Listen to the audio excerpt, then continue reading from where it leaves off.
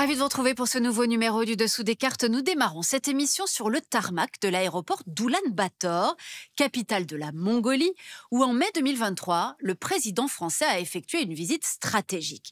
Pourquoi ? Parce que la France s'intéresse de près au véritable coffre-fort géologique que constituent les sous-sols de la Mongolie. Ils contiennent notamment de l'uranium, indispensable pour les centrales nucléaires françaises. L'occasion pour nous de vous faire découvrir ce pays singulier, notamment parce que la Mongolie est une démocratie enclavée entre deux géants autoritaires, la Chine de Xi Jinping et la Russie de Vladimir Poutine. Dès lors, comment Oulan-Bator peut espérer creuser son chemin, cultiver sa différence? La réponse avec nos cartes. Coincée entre deux géants, la Russie au nord et la Chine au sud, la Mongolie est l'un des pays les plus enclavés au monde. Un immense territoire d'une superficie d'1 566 000 km², soit 3 fois la France métropolitaine, sans aucun accès à la mer. Le pays est connu pour être le moins densément peuplé au monde, seulement 3,3 millions d'habitants, dont la moitié se concentre dans la capitale, Oulan-Bator. En plein boom économique et démographique, l'agglomération qui rassemble 1,67 million d'habitants est l'une des villes les plus polluées au monde. La Mongolie se situe sur un vaste plateau montagneux dont 80% du territoire dépasse 1000 mètres d'altitude. Le climat continental est rude et d'un froid extrême. Avec le changement climatique, l'amplitude des températures s'est encore accrue et peut atteindre 40 degrés en été et descendre sous les -50 en hiver. Cette terre d'infini offre une étonnante variété de paysages. Au nord et à l'ouest s'étendent 3 grandes chaînes de montagnes, dont la plus massive est l'Altaï. Du centre à l'est, on trouve la steppe. Elle couvre les 3/4 du pays, constituée d'immenses plaines où vivent les troupeaux de bétail, moutons, vaches, yaks ou chevaux. Le contraste est saisissant avec le paysage immaculé du désert de Gobi au sud. Avec 1 300 000 km², c'est le désert le plus vaste d'Asie et le plus froid au monde après l'Antarctique. À la frontière du sud, les cailloux laissent place aux dunes de sable et aux caravanes de chameaux. Alors voyons maintenant comment ce territoire hostile a été apprivoisé par une population nomade aux traditions millénaires. Près de 35% des Mongols sont des éleveurs, qui vivent essentiellement dans des yourtes et se déplacent au gré des saisons à la recherche de pâturage pour leurs troupeaux. Mais ces empereurs des plaines sont désormais forcés à l'exode rural, en raison d'hivers de plus en plus rigoureux et de la désertification. Résultat, ils se sédentarisent dans les grandes villes et s'entassent dans des bidonvilles comme ici, à Oulan-Bator.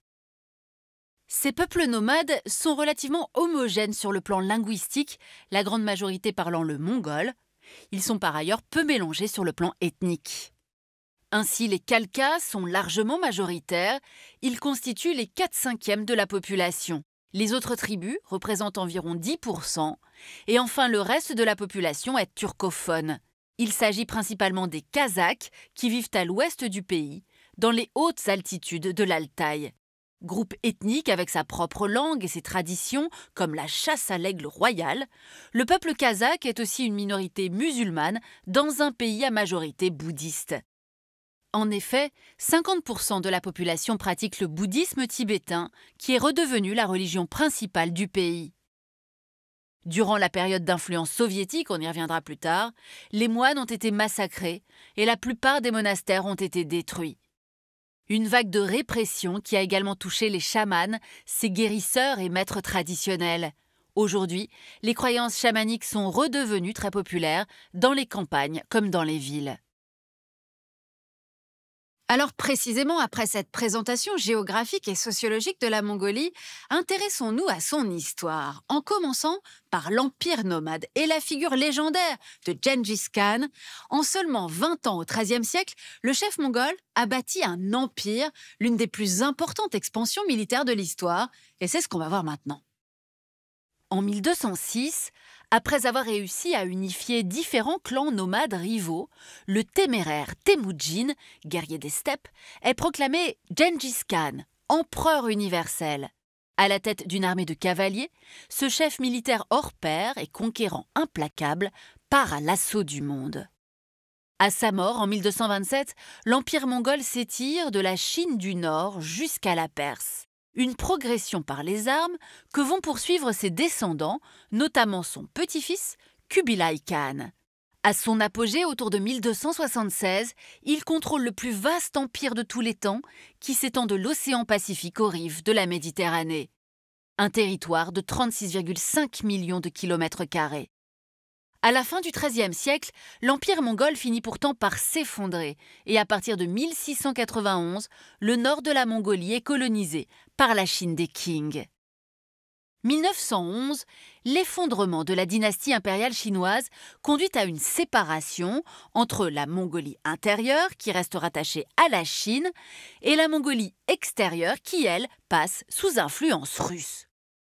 1924, c'est le tournant avec la proclamation de la République populaire de Mongolie.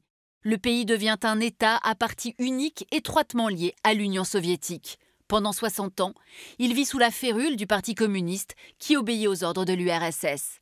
1990, après la chute du communisme, les premières élections libres sont organisées et le pays s'engage dans une transition pacifique vers l'économie de marché. Aujourd'hui, la Mongolie est une vraie démocratie libérale qui tranche avec les modèles autoritaires mis en place par ses voisins chinois et russes.